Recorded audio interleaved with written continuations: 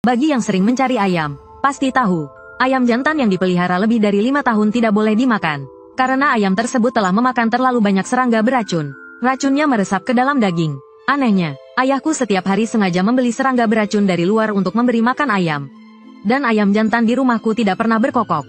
Bahkan ketika ayam jantan tetangga berkokok, ayam kami tetap diam. Mereka hanya meregangkan leher dan melihat keluar dengan putus asa. Membuka mulut mereka, tetapi tidak mengeluarkan suara.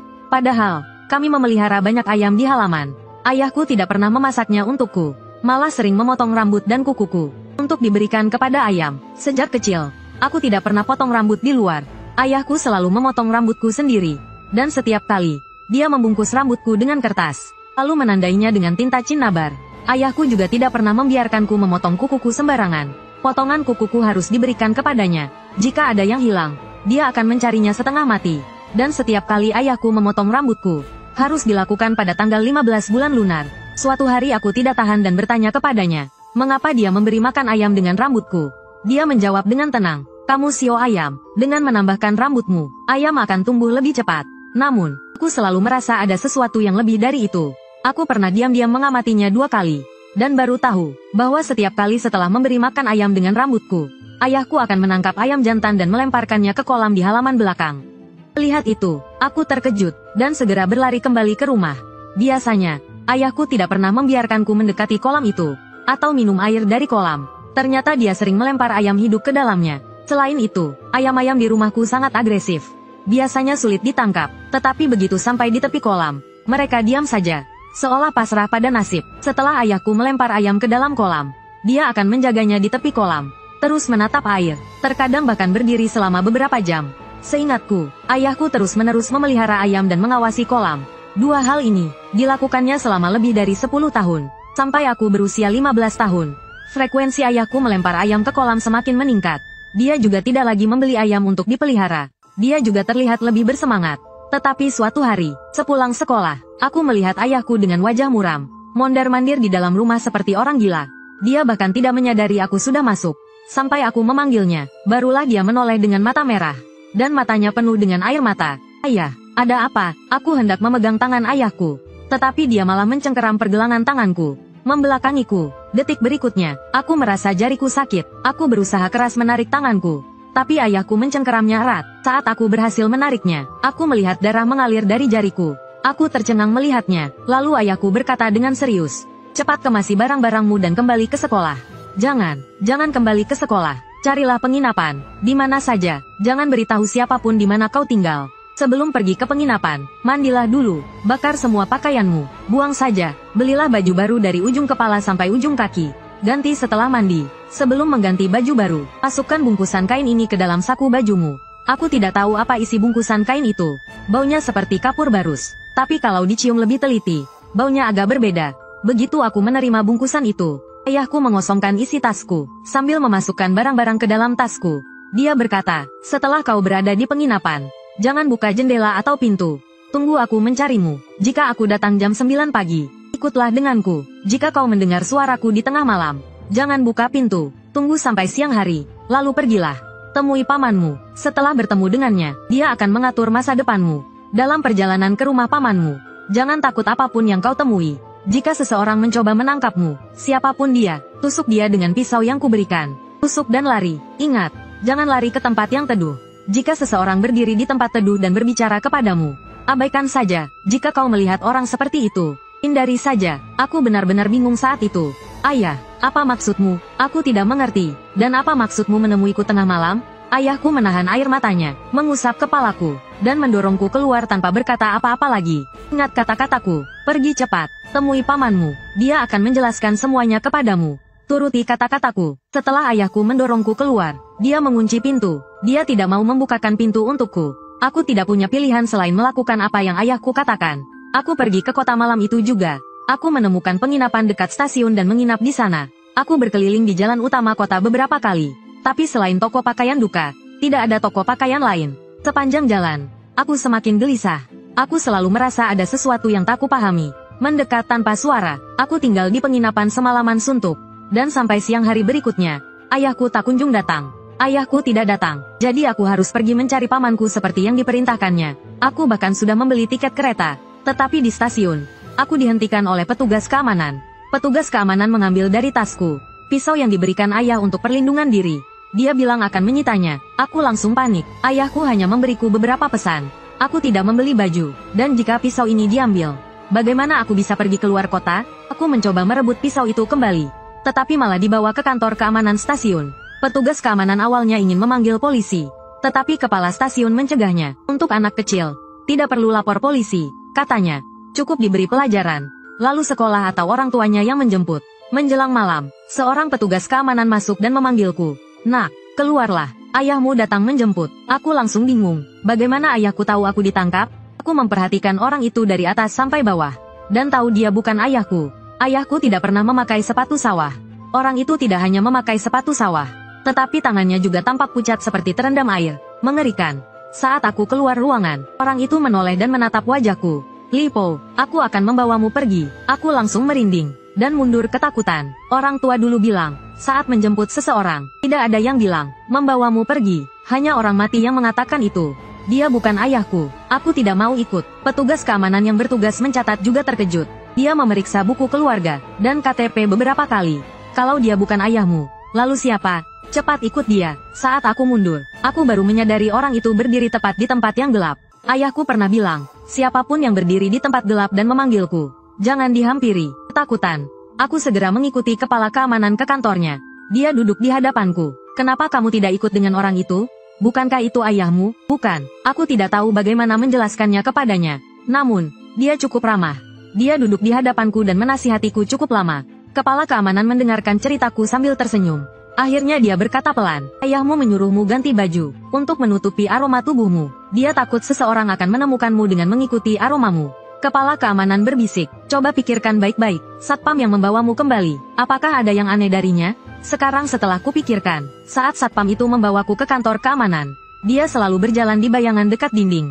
Saat aku mulai merasa dingin, kepala keamanan yang duduk di hadapanku tiba-tiba berkata, lalu, apa yang aneh dariku? Aku mendongak dan tatapanku bertemu dengannya. Dia sedang menatapku sambil menyeringai. Aku ketakutan hingga kakiku lemas. Ingin lari, tapi aku tak bisa berdiri. Pria di hadapanku menatapku tanpa bergerak. Li Chunfeng cukup berani untuk menggangguku. Jika dia berani menyentuhku, aku akan menyentuh seluruh keluarganya. Kau tak bisa lari, ikutlah denganku. Saat itu, entah bagaimana sebuah pikiran muncul di kepalaku. Jika dia sudah datang, kenapa dia tidak langsung menangkapku? Pasti ada sesuatu padaku yang dia tak berani sentuh. Bungkusan kain yang ayahku suruh aku masukkan ke dalam bajuku. Benda itu pasti bukan hanya untuk menutupi aroma, karena aroma aneh di tubuhku. Dia tidak berani menyentuhku. Sekarang, aku merasa lebih tenang. Aku menoleh ke sekeliling kantor. Pintu kantor tertutup rapat, tapi jendelanya terbuka. Jika aku ingin lari, melompat keluar jendela adalah cara tercepat. Sebelum aku bergerak, satpam yang duduk di hadapanku mendongak. Matanya seperti merah darah, menatapku langsung. Cukup pintar, tapi kau tak bisa lari. Sebelum dia selesai bicara, aku mendengar seseorang berteriak di luar. Kenapa orang ini tidak bernapas? Cepat panggil ambulans. Siapa orang ini? Dia Li Chunfeng. Aku mendengar seseorang di luar memanggil nama Li Chunfeng. Lalu aku menggedor pintu seperti orang gila dan berteriak. Itu ayahku. Panggil ambulans. Jantungnya lemah. Saat aku keluar, stasiun sudah kacau balau. Aku sengaja berdesak-desakan di antara kerumunan. Berusaha keluar. Satpam yang mencegatku di kantor. Entah sejak kapan berdiri di bayangan dekat pintu. Dengan tangan terkulai di samping tubuhnya, terus menyeringai padaku. Ambulans datang. Awalnya petugas medis tidak mengizinkanku naik. Aku langsung memeluk ayahku dan menangis terseduh-seduh. Perawat itu iba dan akhirnya mengizinkanku naik ke ambulans. Saat aku berusaha membuka pintu ambulans, aku mendengar tawa sinis di dekat telingaku. Kau percaya atau tidak, sebentar lagi aku bisa kembali ke tubuh mayat itu. Setelah ambulans berjalan, barulah aku menoleh ke arah pintu. Satpam itu masih berdiri di tempat yang sama. Hanya saja badannya berputar, menunjuk ke arah dalam ambulans. Saat itulah, aku memperhatikan mayat itu dengan seksama. Itu bukan ayahku, tapi orang desa. Aku tidak ingat siapa dia. Aku akhirnya merasa lega. Ayahku tidak mati. Dia pasti akan datang menyelamatkanku. Aku hanya perlu bertahan sampai ayahku datang. Meskipun aku jarang ke kota, aku sangat hafal jalannya. Ambulans ini salah jalan. Bukankah arahnya menuju mulut terowongan? Saat itu, kedua petugas medis di dalam ambulans menoleh ke arahku. Menatapku dengan seringai sinis. Saat itu, aku tidak peduli lagi. Aku membuka pintu dan melompat keluar dari ambulans. Aku terguling beberapa kali di jalan sebelum berhenti. Mobil di belakangku mengerem mendadak. Hampir saja menabrakku. Aku berdiri sambil berpegangan pada kap mobil. Sambil dimarahi oleh sopir, aku terlatih-tatih ke pinggir jalan. Aku tidak tahu harus lari kemana, atau apa yang harus kulakukan. Aku pun memutuskan untuk berlari ke toko pakaian kematian terdekat. Pak, beri aku satu set pakaian kematian. Pemilik toko hendak menutup toko, ketika melihat seorang anak berlumuran darah berlari masuk dan mencoba pakaian kematian di tokonya. Dia hampir saja terjatuh ketakutan. Aku tidak peduli dengan reaksinya. Aku mengenakan pakaian kematian itu, melempar uang ke meja, dan berlari keluar. Aku mencoba menyetop beberapa mobil sambil mengenakan pakaian kematian, tapi tidak ada yang berani berhenti. Aku sudah tidak kuat lagi berlari, jadi aku masuk ke sebuah kuil kecil di pinggir jalan. Setelah mengganjal pintu dengan meja altar, aku duduk di samping meja. Tidak lama kemudian, muncul titik merah di dinding kuil yang retak. Sepertinya ada seseorang yang berjongkok di luar, mengintip ke dalam melalui celah dinding. Aku langsung duduk tegak. Orang di luar tertawa kecil. Kau pikir dengan bersembunyi di kuil, kau bisa lolos dariku? Tunggu saja, hantu di kuil ini akan kembali, dan kau akan mati lebih cepat. Aku langsung merinding. Aku sudah sering mendengar cerita tentang hantu yang tinggal di kuil. Saat aku masuk tadi, aku tidak melihat tablet nama di meja altar. Ini adalah kuil kosong. Orang di luar kuil masih berbicara. Orang di luar kuil masih berbicara.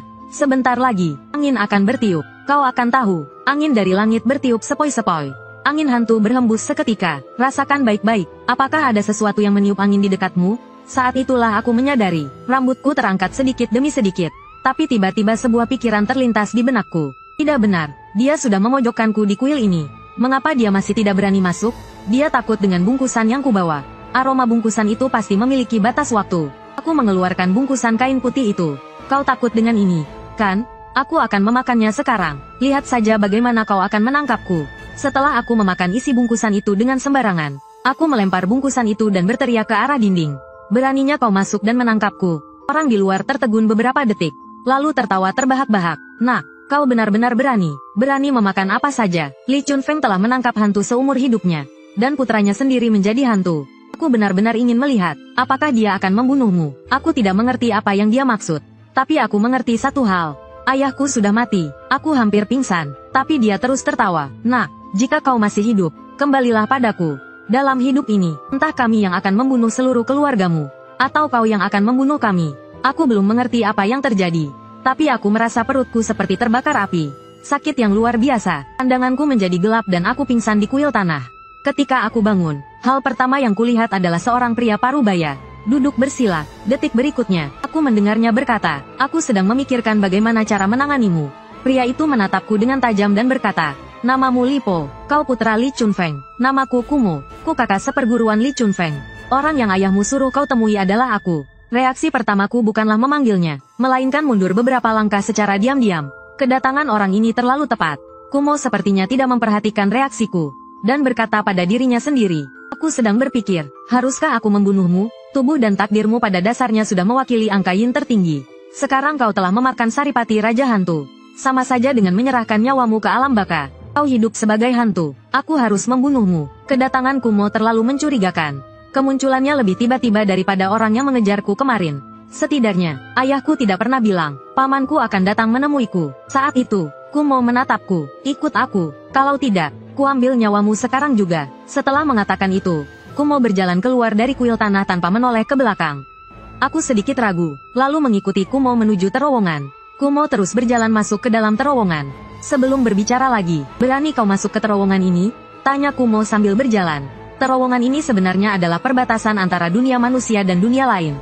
Manusia dan hantu bisa melewatinya. Hati-hati saat berjalan, jangan sampai menabrak teman-teman yang menghindari sinar matahari. Aku takut mendengar kata-katanya. Aku menoleh ke belakang, dan melihat sesosok bayangan jongkok di mulut terowongan. Ia membungkuk, dan mengendus puntung rokok yang dibuang sopir dari mobil. Ketika aku menoleh, sosok itu sepertinya tahu aku sedang memperhatikannya. Tiba-tiba ia mengangkat kepalanya, dan tersenyum ke arahku sebelum menghilang. Aku belum sempat tersadar, ketika Kumo berkata, kau sekarang seperti mereka, kemanapun kau pergi, kau bisa melihat mereka. Manusia bisa melihat hantu bukanlah hal yang baik, karena hantu akan meminta bantuan manusia. Jika kau tidak membantunya, dia mungkin akan mengikutimu. Begitu Kumo selesai bicara, orang yang tadi berjongkok di mulut terowongan muncul di sampingku. Punya rokok? Beri aku satu. Nyalakan dan letakkan di tanah saja. Aku memang punya rokok. Aku diam-diam merokok sejak SMP tanpa sepengetahuan ayahku. Aku segera mengeluarkan sebatang rokok dan menyalakannya, lalu meletakkannya di tanah. Sosok itu menghisap rokoknya dalam-dalam 2 kali sebelum berkata, Ada seseorang di saluran pembuangan di depan sana. Dia meminta bantuanmu. Terserah kau. Aku melihat ke arah yang ditunjuk orang itu. Memang ada lubang gat yang gelap gulita di sana. Ujung lubang gat itu masih mengeluarkan hawa dingin. Aku tanpa sadar mundur selangkah. Tapi Kumo justru melangkah ke arah lubang gat. Ketika hantu meminta bantuanmu, mereka akan memberimu imbalan. Kau memberi hantu tadi sebatang rokok. Makanya dia memberitahumu untuk berhati-hati dengan lubang gat. Semakin sulit permintaan hantu, semakin besar imbalannya. Mau coba, apa yang akan diberikan hantu di bawah sumur itu padamu? Siapa tahu, dia bisa membantumu membunuhku. Kumo menatapku sambil tersenyum sinis. Aku menggelengkan kepalaku pelan. Jika hantu di saluran pembuangan itu bisa membunuhmu, permintaannya, aku tidak bisa melakukannya, dan dia juga tidak bisa membunuhmu. Kalau tidak, kau tidak akan berdiri di dekat selokan. Saat aku berjalan melewati lubang gat, aku mendengar tangisan seorang wanita dari belakangku. Kembalilah, kau bisa melihatku, hanya kau yang bisa membantuku. Kematianku sangat tidak adil, tidak ada yang membelaku. Tangisan wanita itu terdengar memilukan. Aku menundukkan kepala dan mengikuti Kumo keluar dari terowongan. Detik berikutnya, terdengar jeritan dari belakang. Wanita itu menjerit, kau bahkan tidak mau memberiku janji? Dasar manusia tak berperasaan, kau pasti akan mati dengan mengenaskan. Tunggu saja, saat kau melewati jalan ini lagi, aku pasti akan membunuhmu. Mendengar itu, aku sangat marah. Kenapa aku harus mati hanya karena tidak membantunya? Kumo malah tertawa saat itu. Kau ingin membunuhnya? Katakan padaku, apakah kau ingin membunuhnya? Ingin. Aku bisa melihat hantu, tapi aku tidak bisa membantunya. Aku bahkan tidak tahu apakah aku bisa hidup sampai hari ini. Lalu bagaimana aku bisa berjanji padanya? Kumo mencibir dan berbalik. Ikut aku, jika kau tertinggal 10 meter, aku akan membunuhmu. Aku agak takut, tapi aku hanya bisa mengikutinya dengan patuh. Aku selalu menjaga jarak agar tidak melebihi batas yang ditentukannya. Aku dan Kumo terus berjalan hingga hampir sampai di pintu masuk desaku. Dia meraih batu di pinggir jalan. Batu itu diremukkannya dengan mudah. Lalu dia berkata dengan tenang, sebentar lagi sampai di rumahmu. Kau bisa coba berteriak minta tolong. Jika ada yang datang menyelamatkanmu, kau bisa melarikan diri. Sebelum sampai di depan rumahmu, kau punya banyak kesempatan. Bagaimana aku berani lari? Membunuhku semudah menginjak semut baginya. Kami baru saja memasuki desa, dan berpapasan dengan kepala desa. Kepala desa mengamati Kumo dari atas ke bawah. Lipo, kau kedatangan tamu. Siapa ini? Aku membuka mulutku. Akhirnya hanya berkata, teman ayahku, orang yang kujemput di kota hari ini. Kepala desa tidak curiga. Dia mengiyakan dan pergi. Setelah itu aku menyesal. Aku ingin hidup, tapi aku tak bisa membiarkan penduduk desa terlibat hanya untuk menyelamatkan diriku sendiri.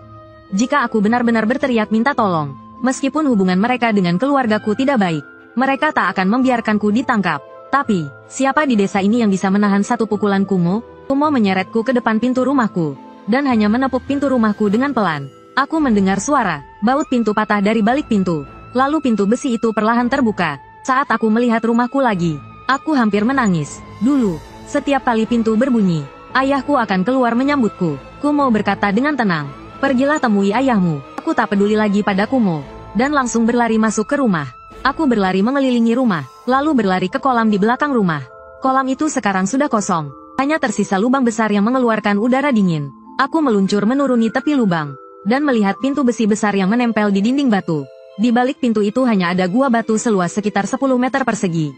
Gua itu kosong. Aku berputar-putar di dalam gua, dan akhirnya air mataku jatuh. Saat aku sedang kebingungan, Kumo berteriak dari atas lubang. Kau mau tinggal di lubang itu? Naiklah. Aku mengusap air mataku dan memanjat keluar dari lubang. Kumo berkata dengan santai, akulah musuhmu, tapi kau tak punya kemampuan untuk membunuhku. Sekarang aku beri kau dua pilihan. Pertama, ikut aku, dan belajar kungfuku dariku, lalu balas dendam dan bunuh aku. Pilihan kedua, aku akan membunuhmu sekarang, dan biarkan kau berkumpul dengan Li Chunfeng. Mana yang kau pilih? Aku menggertakkan gigi dan berkata, aku ingin membunuhmu. Kumo meletakkan tangannya di belakang dan berkata, ingin balas dendam? Kau harus hidup dulu. Makhluk yang mencarimu belum pergi. Dalam 3 hari, dia akan datang lagi. Kau tinggal di rumah selama 3 hari. Jika kau masih hidup setelah 3 hari, baru pikirkan cara membalas dendam. Setelah selesai bicara, Kumo pergi. Kakiku belum melangkah keluar. Saat aku berhenti, Kumo tak akan membiarkanku keluar dari halaman ini. Dia pasti sedang menungguku di suatu tempat. Lagi pula, jika aku lari ke tempat asing, apakah aku bisa lolos dari hantu yang mencarimu?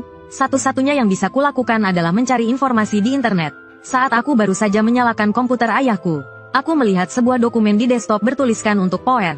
Dalam surat itu, ayahku menulis, saat kau lahir, kakak seperguruanku berkata ingin membunuhmu. Dia pikir aura Yin di mekmu terlalu berat dan di masa depan akan berubah menjadi Sebuah bencana yang menghancurkan dunia. Membunuhmu berarti menyelamatkan orang lain. Untuk menyelamatkan hidupmu, aku mengkhianati guruku. Aku membalikkan situasi Feng Shui. Memberi makan ayam dengan rambut dan kukumu. Semua itu untuk memindahkan mekmu ke mayat itu. Hanya dengan cara ini nasibmu bisa diubah. Aku menyuruhmu lari, agar kau punya kesempatan untuk hidup. Mayat itu terus menyerap auramu. Selama kau di dekatnya, dia pasti akan menemukanmu. Jangan pedulikan mayat itu. Aku meninggalkan cara untuk melarikan diri di rumah. Setelah membaca surat ini, aku semakin bingung dengan semua yang terjadi. Tanpa diduga, sedetik kemudian, aku merasakan hawa dingin di belakangku. Aku sangat ketakutan sampai berdiri. Setelah berpikir panjang, aku teringat belati yang diberikan ayahku. Belati itu. Dan aku harus pergi ke kamarnya. Aku harus pergi ke kamarnya. Aku mengobrak-abrik kamarku untuk waktu yang lama, sebelum akhirnya menemukan belati itu di balik rak buku. Karena ayahku meninggalkan cara untuk melarikan diri, tempat itu pasti tidak mencolok, dan memudahkan aku untuk melarikan diri. Kupikir-pikir, satu-satunya tempat aneh di rumahku, mungkin hanya kamarku sendiri. Aku bergegas ke kamarku dan mendorong jendela. Tapi aku bertemu pandang dengan sesosok bayangan di luar jendela. Itu ayahku, berdiri di luar jendela. Wajah ayahku sebagian besar tertutup lumpur, dan lumpur di wajahnya bercampur darah. Kedua matanya juga merah padam. Jangan bersuara, aku akan membawamu pergi. Berikan tanganmu padaku. Dengan memberanikan diri, aku mengulurkan tanganku. Dia langsung menggenggam pergelangan tangan kiriku, dan menarikku ke depan. Aku terhuyung ke arah jendela. Saat lututku menyentuh ambang jendela, aku mengeluarkan belati, dan menusukkannya. Tapi pisaunya sepertinya tidak berfungsi. Dia terkekeh, lalu meraih pergelangan tangan kananku, dan menarikku keluar sekuat tenaga. Saat aku berpikir aku tidak akan bisa melarikan diri, aku mendengar suara ledakan keras seperti petir di telingaku. Pandanganku menjadi putih, dan setelah itu, ketika aku bisa melihat dengan jelas lagi, ada bekas terbakar di dinding, berbentuk manusia, kumuh, yang entah kapan muncul, menarikku ke samping, dan berkata kepada bayangan itu, "Kembali dan beritahu tuanmu, nyawa Lipo." Aku yang menginginkannya. Bayangan itu mengeluarkan suara seperti tangisan hantu. "Kau berani merebut orang yang diinginkan tuanku?" Kumo berkata dengan dingin. "Suruh tuanmu bicara langsung denganku." Bayangan itu mengeluarkan suara seperti tangisan hantu. "Kalau kau tak mau menyampaikan pesan, tinggallah di sini," kata sosok bayangan itu dengan tajam. "Tuan saya cepat atau lambat akan mencarinya." Kumo mengangkatku dan membawaku keluar melalui pintu utama. Kumo masih berjalan di depan dengan tangan di belakang punggungnya. Setelah berjalan cukup jauh, barulah dia berkata, "Bagaimana kau tahu orang di luar jendela itu bukan Li Chunfeng? Saat ayahku pergi, dia begitu terburu-buru. Pasti tidak sempat meninggalkan surat untukku. Surat itu pasti ditulis oleh hantu. Dia takut padamu, makanya dia menyuruhku untuk melarikan diri. Jika aku menghilang dari pandanganmu, aku benar-benar akan mati." Kumo memasang wajah muram. "Aku selalu menghindari pandanganmu. Bagaimana kau tahu? Aku akan mengejarmu." "Aku tidak tahu. Kalau aku tidak menyelamatkan diri, aku pasti mati. Aku hanya bisa mencoba." Tak disangka, Kumo malah tertawa. Li Chunfeng si bodoh itu. Hanya karena seorang putra, apa yang membuatnya begitu enggan? Tak lama setelah kami pergi, Kumo membawaku ke hutan lebat. Dia berhenti di depan sebuah makam yang terbengkalai. Dia menepuk batu nisan itu 3 kali berturut-turut. Tiba-tiba, muncul retakan di atas makam. Lalu, sebuah tangan muncul dari tanah. Sebuah boneka kertas merangkak keluar dari makam. Aku sangat ketakutan hingga mundur beberapa langkah. Namun, Kumo tampak sangat tenang. "Lepaskan bajumu dan berikan padanya." Aku tidak tahu apa kegunaan khusus dari boneka kertas ini, tapi aku tetap patuh melepas bajuku dan melemparkannya ke boneka kertas itu. Kumo mencibir, "Kau benar-benar bodoh. Kau tahu aku ingin membunuhmu, tapi kau masih melakukan apa yang kukatakan." Boneka kertas itu telah memakai bajumu, jadi dia sudah terkontaminasi dengan aura manusiamu. Kemanapun kau lari, dia akan menemukanmu. Jangan coba-coba lari. Jika kau ingin hidup, kau harus membunuhnya. Kemudian, Kumo berkata dengan serius, "Di dalam boneka kertas ini terdapat 9 arwah manusia. 9 orang ini semuanya kejam dan bengis. Kau harus membunuhnya 9 kali untuk memusnahkannya. Setelah kau membunuhnya 9 kali, dia tidak akan menghantuimu lagi. Kurang sekali saja, kau akan mati." Detik berikutnya, Kumo mengubah nada bicaranya. "Jangan khawatir, aku selalu bermain adil. Aku tidak akan membiarkan 9 hantu itu membunuhmu, tanpa mengajarimu apapun." Tak disangka, semua yang dikatakan Kumo benar. Saat pertama kali aku melawan boneka kertas itu, aku dikubur hidup-hidup di dalam makam. Aku hampir kehilangan kesadaran karena kehabisan napas. Aku baru saja ditarik Kumo dari kuburan. Saat itu, Kumo memberitahuku, "Kalau kau tidak bisa mengalahkannya, kau harus mencari cara untuk menipunya. Bertarung secara langsung saat kau lemah. Itulah yang dilakukan orang bodoh." Kupikir, karena aku tidak bisa mengalahkan manusia kertas, mungkin aku bisa berteman dengan mereka. Jadi aku mencoba berkomunikasi dengan mereka. Aku butuh waktu sebulan untuk berteman dengan manusia kertas. Tapi saat aku bertarung dengan mereka untuk kedua kalinya, aku dilempar ke sungai tanpa ampun. Saat itu aku panik. Apa yang kau lakukan? Aku benar-benar muak denganmu. Orang licik. Kumo menertawakanku dingin. Kau pikir setelah berteman dengan mereka, mereka tidak akan membunuhmu? Kumo jarang berbicara denganku. Kecuali saat melatihku. Terkadang dia tidak mengucapkan sepatah kata pun selama berhari-hari. Tapi aku semakin merasa bahwa dia bukanlah musuhku. Namun, aku juga menemukan Kumo membuat boneka kayu. Saat latihan, boneka kayu buatan Kumo sangat detail. Bahkan sampai ke setiap persendiannya. Setelah dia menyelesaikan 9 boneka kayu, dia memberitahuku, dulu hanya 1 orang yang menghajarmu. Sekarang ada 9, kau bisa menunggu ajalmu. Tiba-tiba, wajahku pucat pasi karena ketakutan. Tak disangka, malam itu mereka mulai memburuku. Dalam waktu kurang dari 1 jam, aku terpojok di dalam gua. Kali ini, boneka kayu itu benar-benar ingin membunuhku. Mereka bahkan membakar gua itu. Api besar itu sepenuhnya menutupi pintu gua. Aku terjebak di dalam, tak bisa melarikan diri. Saat Kumo datang, batu di pintu gua sudah membara karena api.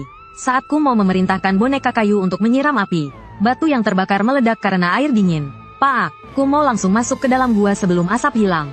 Lipo, keluar, aku tahu kau belum mati. Jangan berpikir kau bisa bersembunyi di bawah tanah.